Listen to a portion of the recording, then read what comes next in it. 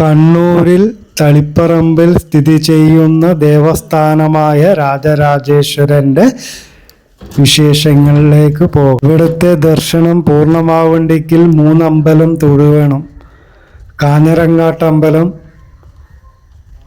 തൃച്ചമ്പലം, last Rajarajeshwara ക്ഷേത്രം. 108 ശിവക്ഷേത്രങ്ങളിൽ ഏറെ പ്രാധാന്യമുള്ള ശിവക്ഷേത്രമാണ് രാജരാജേശ്വര ക്ഷേത്രം. ഋഷിവരൻ തപസ്സനുഷ്ഠിച്ചു പാർവതി ദേവിയോ കൊടുത്ത ശിവലിംഗമാണിത്.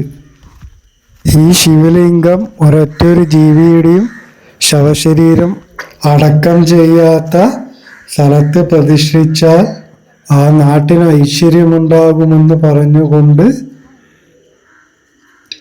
ഋഷിവരൻ നോക്കിയപ്പോൾ ഒരു തളിക വട്ടത്തിൽ വിസ്താരമുള്ള ഈ സ്ഥലം കണ്ടെത്തി. ചൈതന്യം നിറഞ്ഞ ഈ സ്ഥലത്ത് പ്രതിഷ്ഠിക്കുകയാണ് ഉണ്ടായത്. കുറച്ചു നാൾ കഴിഞ്ഞപ്പോൾ ആ ശിവലിംഗം ഭൂമിയിലേക്ക് താണുപോയി.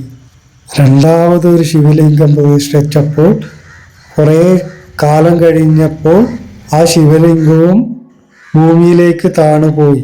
ഇപ്പോൾ കാണുന്ന ശിവലിംഗം അഗസ്ത്യമുനി പ്രതിഷ്ഠിച്ച ശിവലിംഗമാണ്. ശിവലിംഗം പ്രതിഷ്ഠിച്ച തളിയവട്ടപ്പറമ്പ് പിന്നെ തളിപ്പറമ്പ് എന്ന പേരിൽ അറിയപ്പെട്ടു. ഡീറ്റെയിൽസ് ആയിട്ടുള്ള വീഡിയോ ഫുൾ വീഡിയോ ആയിട്ടിടാം. ഇവിടെ അത്താഴ പൂജയ്ക്ക് ശേഷമേ രാത്രി സ്ത്രീകൾക്ക് പ്രവേശനമുള്ളൂ.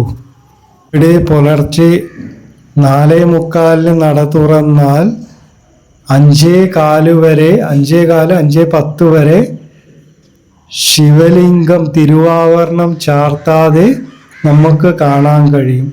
അതിനുശേഷം 6 മണി കഴിയും പൂജയ്ക്ക് ശേഷം നട തുറക്കണ്ടെങ്കിൽ.